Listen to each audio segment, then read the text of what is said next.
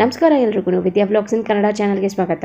ನೀವೇನಾದರೂ ಮುಲ್ಲಂಗಿ ತೊಗೊಳ್ಬೇಕಾದ್ರೆ ಬಿಳಿ ಭಾಗ ಮಾತ್ರ ಯೂಸ್ ಮಾಡಿಕೊಂಡು ಹಸಿರು ಭಾಗ ಅಂದರೆ ಸೊಪ್ಪನ್ನು ನೀವು ಬಿಸಾಡ್ತೀರಾ ಅಂತಂದರೆ ಈ ವಿಡಿಯೋ ಖಂಡಿತವಾಗ್ಲೂ ನಿಮಗೆ ಹೆಲ್ಪ್ ಮಾಡುತ್ತೆ. ಯಾಕೆಂದರೆ ಸೊಪ್ಪಲ್ಲಿ ನಾವು ಪಲ್ಯನ ಮಾಡ್ಬೋದು, ಅಲ್ದಿರೋ ಜ್ಯೂಸ್ ಮಾಡ್ಕೋಬೋದು, ಇದೇ ರೀತಿ ತುಂಬ ಹಲವಾರು ವೆರೈಟಿ ರೆಸಿಪೀಸ್ನ ಮಾಡ್ಬೋದು.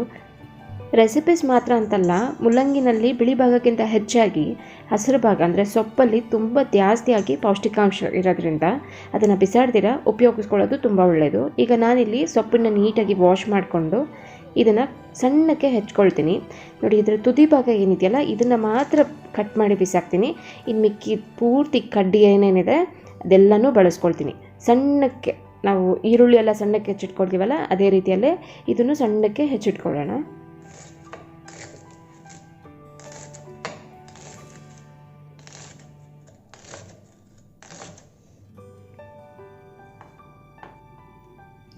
ಈಗ ನಾನು ಬೇಕಾಗಿರೋಂಥ ಇಂಗ್ರೀಡಿಯೆಂಟ್ಸ್ ಎಲ್ಲ ರೆಡಿ ಮಾಡಿ ಇಟ್ಕೊಂಡಿದ್ದೀನಿ.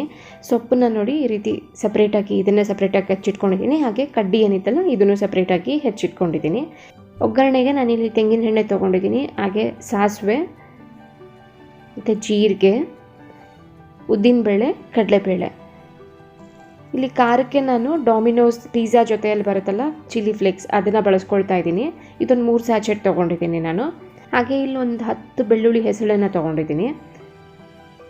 ರುಚಿಗೆ ಬೇಕಾಗುವಷ್ಟು ಉಪ್ಪು, ಒಂದು 2 ಚಮಚದಷ್ಟು ಕಡಲೆಕಾಯಿ ಬೀಜ, 1 ಚಮಚದಷ್ಟು ಎಳ್ಳು, ಹಾಗೆ ಒಂದು ಈರುಳ್ಳಿ ಸಣ್ಣಕ್ಕೆ ಹೆಚ್ಚಿಟ್ಕೊಂಡಿದ್ದೀನಿ. ಅರ್ಶಿನ ಪುಡಿ ಒಂದು ಸ್ವಲ್ಪ ತೊಗೊಂಡಿದ್ದೀನಿ. ಇದಿಷ್ಟು ರೆಡಿ ಮಾಡ್ಕೊಂಡಿದ್ದಾದಮೇಲೆ ಒಗ್ಗರಣೆ ಮಾಡ್ಕೊಳ್ಳೋಣ. ಒಗ್ಗರಣೆ ಮಾಡ್ಕೊಳ್ಳೋದಕ್ಕೆ ನಾನಿಲ್ಲಿ ಬಾಣಲಿನ ಬಿಸಿಗೆ ಇಟ್ಕೊಂಡಿದ್ದೀನಿ. ಬಾಣಲಿ ಬಿಸಿ ಆಗ್ತಿದ್ದಂಗೆ ಇದಕ್ಕೆ ಎಣ್ಣೆನ ಸೇರಿಸ್ಕೊಳ್ಳೋಣ. 1 ರಿಂದ 2 ಚಮಚದಷ್ಟು ಎಣ್ಣೆ ಸಾಕಾಗುತ್ತೆ ಪಲ್ಯಕ್ಕೆ. ಎಣ್ಣೆ ಬಿಸಿ ಆಗಿದ ತಕ್ಷಣ ಇದಕ್ಕೆ ನಾನು ಸಾಸಿವೆನ ಸೇರಿಸ್ಕೊಳ್ತಾ ಇದ್ದೀನಿ.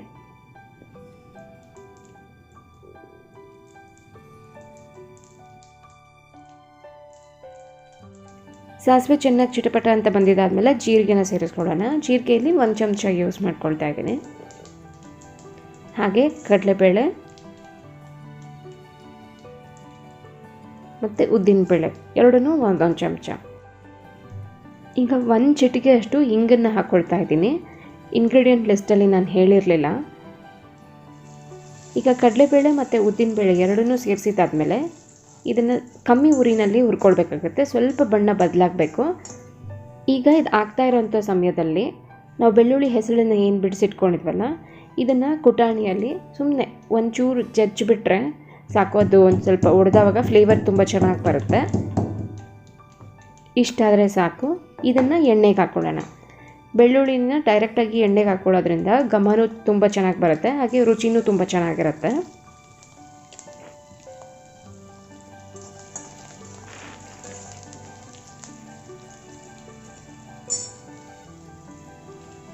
ಈಗ ಬೆಳ್ಳುಳ್ಳಿ ಹಾಕಿದ್ದಾದಮೇಲೆ ನಾನು 1 ಈರುಳ್ಳಿ ಸಣ್ಣಕ್ಕೆ ಹೆಚ್ಚಿಟ್ಕೊಂಡಿರೋದನ್ನು ಸೇರಿಸ್ಕೊಳ್ತಾ ಇದ್ದೀನಿ. ಈರುಳ್ಳಿ ತುಂಬ ಜಾಸ್ತಿ ಫ್ರೈ ಆಗಬೇಕು ಅಂತ ಏನಿಲ್ಲ. ಮಾಮೂಲಿ ಪಲ್ಯಕ್ಕೆಲ್ಲ ನಾವು ಹೇಗೆ ಫ್ರೈ ಮಾಡ್ಕೊಳ್ತೀವಲ್ಲ ಅಷ್ಟರ ಮಟ್ಟಿಗೆ ಫ್ರೈ ಆದರೆ ಸಾಕು.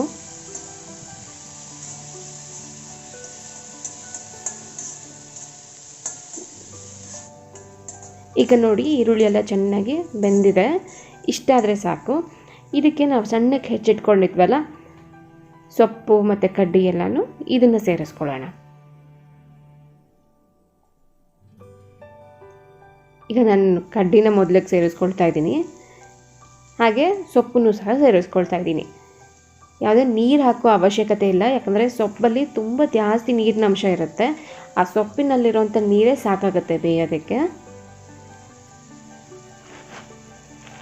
ಈಗ ಎರಡನ್ನೂ ಸೇರಿಸ್ಕೊಂಡಿದ್ದಾದಮೇಲೆ ನೋಡಿ, ಬಾಟಮಲ್ಲಿ ಒಗ್ಗರಣೆ ಹಾಕಿರೋಂಥ ಸಾಸಿವೆ ಮತ್ತು ಈರುಳ್ಳಿ ಎಲ್ಲ ಇರುತ್ತಲ್ಲ ಇದು ಮೇಲೆ ಬರಬೇಕು. ಈ ರೀತಿ ನೀಟಾಗಿ ಮಿಕ್ಸ್ ಮಾಡ್ಕೊಳ್ಳೋಣ. ಮಿಕ್ಸ್ ಮಾಡ್ಕೊಳ್ತಾ ಇರಬೇಕಾದ್ರೇ ಸೊಪ್ಪು ಪೂರ್ತಿ ಹಾಗೆ ಶ್ರಿಂಕ್ ಆಗಿಬಿಡುತ್ತೆ.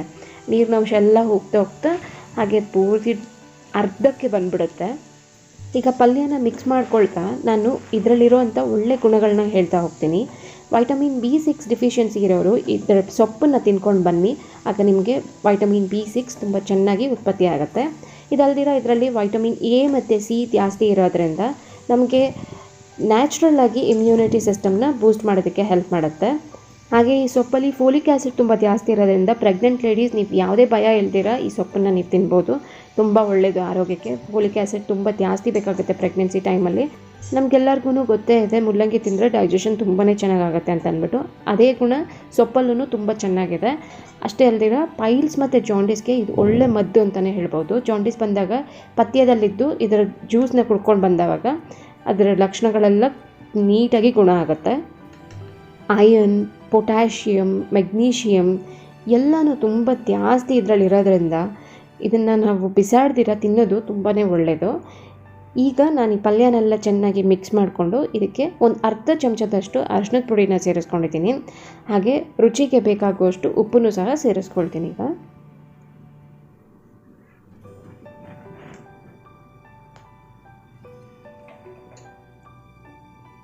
ಹಾಗೆ ಇಲ್ಲಿ ನಾನು ಖಾರಕ್ಕೆ ಚಿಲ್ಲಿ ಫ್ಲೇಕ್ಸ್ ಹಾಕ್ಕೊಳ್ತಾ ಇದ್ದೀನಿ. ಇದೊಂದು 3 ಸ್ಯಾಚೆಟ್ನ ಹಾಕ್ಕೊಳ್ತಾ ಇದ್ದೀನಿ. ನಿಮಗೆ ಖಾರ ಜಾಸ್ತಿ ಬೇಕು ಅಂದರೆ ಇನ್ನೂ ಜಾಸ್ತಿನೂ ಹಾಕ್ಕೋಬಹುದು, ಅಥವಾ ಚಿಲ್ಲಿ ಪೌಡರನ್ನು ಸಹ ನೀವು ಬಳಸ್ಕೊಳ್ಬೋದು. ಈಗ ಈ 3 ಇಂಗ್ರೀಡಿಯೆಂಟ್ಸ್ನ ಹಾಕಿದಾದ್ಮೇಲೆ ಮತ್ತೊಂದು ಸತಿ ನೀಟಾಗಿ ಮಿಕ್ಸ್ ಮಾಡ್ಕೊಳ್ತಾ ಇದ್ದೀನಿ.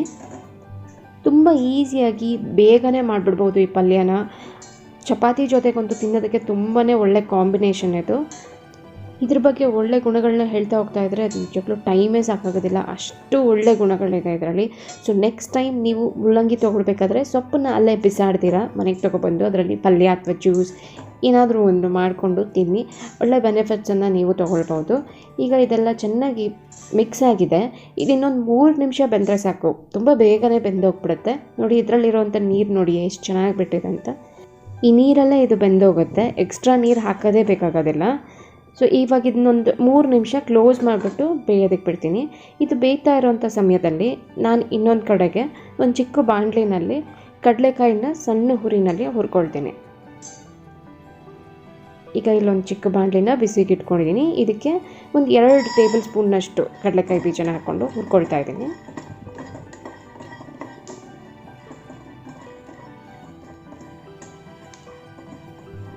ಈಗ ಸಣ್ಣ ಹುರಿನಲ್ಲಿ ಕಡಲೆಕಾಯಿ ಬೀಜನೆಲ್ಲ ಹುರ್ಕೊಂಡಿದ್ದಾಗಿದೆ. ಇದನ್ನು ಒಂದು ಸಪ್ರೇಟ್ ತಟ್ಟೆಗೆ ಶಿಫ್ಟ್ ಮಾಡ್ಕೊಳ್ತಾ ಇದ್ದೀನಿ. ಇದು ಸ್ವಲ್ಪ ಆರಬೇಕು. ಹಾಗೆ ಇದೇ ಬಾಣಲಿನಲ್ಲೇ ಫ್ಲೇಮ್ನ ಆಫ್ ಮಾಡಿಬಿಟ್ಟು ಆ ಬಿಸಿಗೆ ಎಳ್ಳನ್ನು ಹಾಕ್ಕೊಳ್ತಾ ಇದ್ದೀನಿ. ಇದರಲ್ಲಿರೋವಂಥ ಬಿಸಿಗೆ ಎಳ್ಳು ನೀಟಾಗಿ ರೋಸ್ಟ್ ಆಗೋಗುತ್ತೆ.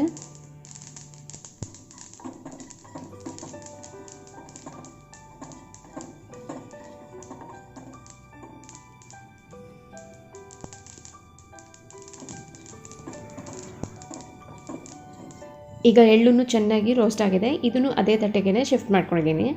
ಈಗ ಪಲ್ಯನ ನೋಡೋಣ. ನೋಡಿ ತುಂಬ ಚೆನ್ನಾಗಿ ಸೊಪ್ಪೆಲ್ಲ ಬೆಂದಿದೆ. ನೀರಿನಂಶ ಏನಿತ್ತು ಅದೆಲ್ಲ ನೀಟಾಗಿ ಡ್ರೈ ಆಗಿದೆ.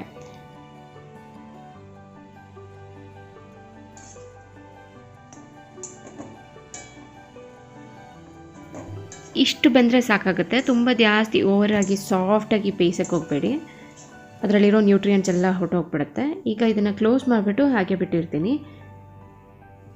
ಇಲ್ಲಿ ಎಳ್ಳೆಲ್ಲ ತುಂಬ ಬೇಗ ಆರಿದೆ. ಇದನ್ನು ಮಿಕ್ಸಿ ಜಾರ್ಗೆ ಸಣ್ಣ ಜಾರ್ಗೆ ಹಾಕ್ಕೊಂಡಿದ್ದೀನಿ. ಹಾಗೆ ಕಡಲೆಕಾಯಿ ಬೀಜದಲ್ಲಿರೋಂಥ ಒಟ್ಟನ್ನು ಸೆಪ್ರೇಟ್ ಮಾಡ್ಕೊಳ್ತಾ ಇದ್ದೀನಿ ನಾನು. ಬರೀ ಈ ಪಲ್ಯಕ್ಕೆ ಮಾತ್ರ ಅಂತಲ್ಲ, ಗೋರಿಕಾಯಿ ಪಲ್ಯ, ತೊಂಡೆಕಾಯಿ ಪಲ್ಯ, ಬೀನ್ಸ್ ಪಲ್ಯ ಇದಕ್ಕೆಲ್ಲನೂ ಸ್ವಲ್ಪ ಕೊನೆಯಲ್ಲಿ ಕಡಲೆಕಾಯಿ ಬೀಜ ಮತ್ತು ಎಳ್ಳನ್ನು ಈ ಥರ ರೋಸ್ಟ್ ಮಾಡಿಬಿಟ್ಟು ಪುಡಿ ಮಾಡಿಬಿಟ್ಟು ಅದನ್ನ ಲಾಸ್ಟಲ್ಲಿ ಹಾಕಿ ನೋಡಿ, ತುಂಬಾ ಚೆನ್ನಾಗಿರುತ್ತೆ ಟೇಸ್ಟು.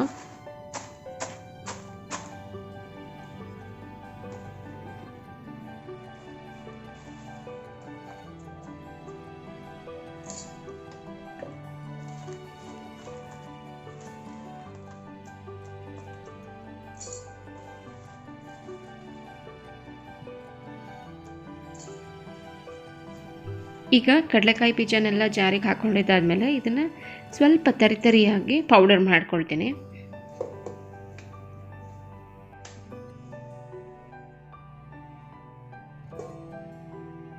ಈಗ ಪಲ್ಯನ ಆಗಲೇ ರೆಡಿ ಮಾಡಿದ್ನಲ್ಲ, ಇದನ್ನು ನಾನು ಆಫ್ ಮಾಡಿದ್ದೆ, ಯಾಕಂದರೆ ಕಡಲೆಕಾಯಿ ಬೀಜ ಮತ್ತು ಎಳ್ಳು ಆರಬೇಕಾಗಿತ್ತು. ಈಗ ಇದನ್ನು ಸ್ವಲ್ಪ ಬಿಸಿ ಮಾಡ್ಕೊಳ್ತೀನಿ. ಬಿಸಿ ಇರಬೇಕಾದ್ರೇ ನಾವು ಪೌಡರ್ನ ಹಾಕಬೇಕು, ಆವಾಗ ತುಂಬ ಚೆನ್ನಾಗಿ ಫ್ಲೇವರೆಲ್ಲ ಅಂಟ್ಕೊಳ್ಳುತ್ತೆ. ಕಡಲೆಕಾಯಿ ಬೀಜದ ಫ್ಲೇವರೆಲ್ಲನೂ ಸೊಪ್ಪು ಜೊತೆ ಚೆನ್ನಾಗಿ ಬೆರೆತ್ಕೊಳ್ಳುತ್ತೆ. ಈಗ ಇಲ್ಲಿ ನೋಡಿ ಈ ರೀತಿ ತರಿಯಾಗಿ ಪೌಡರ್ ಮಾಡಿ ಇಟ್ಕೊಂಡಿದ್ದೀನಿ ನಾನು.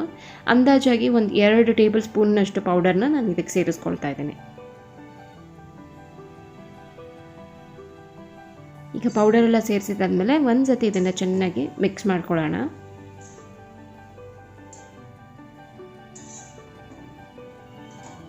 ಈಗ ಎಲ್ಲ ಮಿಕ್ಸ್ ಮಾಡಿದ್ದಾದಮೇಲೆ ರುಚಿಯಾದಂಥ ಮುಲ್ಲಂಗಿ ಸೊಪ್ಪಿನ ಪಲ್ಯ ರೆಡಿ ಆಗುತ್ತೆ. ನೀವು ನಿಮ್ಮ ಮನೆಯಲ್ಲಿ ನೆಕ್ಸ್ಟ್ ಟೈಮ್ ಮುಲ್ಲಂಗಿ ತೊಗೊಳ್ಬೇಕಾದ್ರೆ ಸೊಪ್ಪನ್ನು ಬಿಸಾಡ್ತೀರ ಈ ರೀತಿ ಪಲ್ಯನ ಮಾಡಿಕೊಂಡು ತಿಂದು ನೋಡಿ. ತುಂಬಾ ಚೆನ್ನಾಗೂ ಇರುತ್ತೆ. ಹಾಗೆ ಇದರಲ್ಲಿ ತುಂಬ ಒಳ್ಳೆ ಹೆಲ್ತ್ ಬೆನಿಫಿಟ್ ಸಹ ಇದೆ. ತುಂಬ ಜನಕ್ಕೆ ಗೊತ್ತೇ ಇರಲ್ಲ ಇದರ ಸೊಪ್ಪಲ್ಲಿ ತುಂಬ ಒಳ್ಳೆ ಬೆನಿಫಿಟ್ಸ್ ಇದೆ ಮತ್ತು ಇದರಲ್ಲಿ ಒಂದು ಪಲ್ಯನೂ ಮಾಡ್ಬೋದು ಅಂತ ಅನ್ನೋದು. ಸೊ ಖಂಡಿತವಾಗ್ಲೂ ನೀವು ನಿಮ್ಮ ಫ್ರೆಂಡ್ಸ್ ಮತ್ತು ಫ್ಯಾಮಿಲಿಗೆ ಶೇರ್ ಮಾಡಿ, ಗೊತ್ತಿಲ್ಲದಿರೋ ಇರೋರಿಗೆ ಇದರದ್ದು ಉಪಯೋಗ ಗೊತ್ತಾಗಲಿ. ಹಾಗೆ ಈ ಒಂದು ವಿಡಿಯೋ ನಿಮಗೆ ಇಷ್ಟ ಆಗಿದ್ರೆ ಪ್ಲೀಸ್ ಒಂದು ಲೈಕ್ ಮಾಡಿ. ಇನ್ನೂ ನನ್ನ ಚಾನಲ್ಗೆ ಸಬ್ಸ್ಕ್ರೈಬ್ ಆಗಿಲ್ಲ ಅಂದರೆ ಈ ಕೂಡಲೇ ಸಬ್ಸ್ಕ್ರೈಬ್ ಬಟನ್ನ ಕ್ಲಿಕ್ ಮಾಡಿಬಿಟ್ಟು ಸಬ್ಸ್ಕ್ರೈಬ್ ಮಾಡ್ಕೊಳ್ಳಿ. ಹಾಗೆ ಪಕ್ಕದಲ್ಲೇ ಬರುವಂಥ ಗಂಟೆನ ಬಡಿಯೋದನ್ನು ಮರಿಬೇಡಿ. ಇಷ್ಟೊತ್ತವರೆಗೂ ತಾಳ್ಮೆಯಿಂದ ನನ್ನ ವಿಡಿಯೋನ ನೋಡಿದ್ದಕ್ಕೆ ತುಂಬ ಥ್ಯಾಂಕ್ಸ್.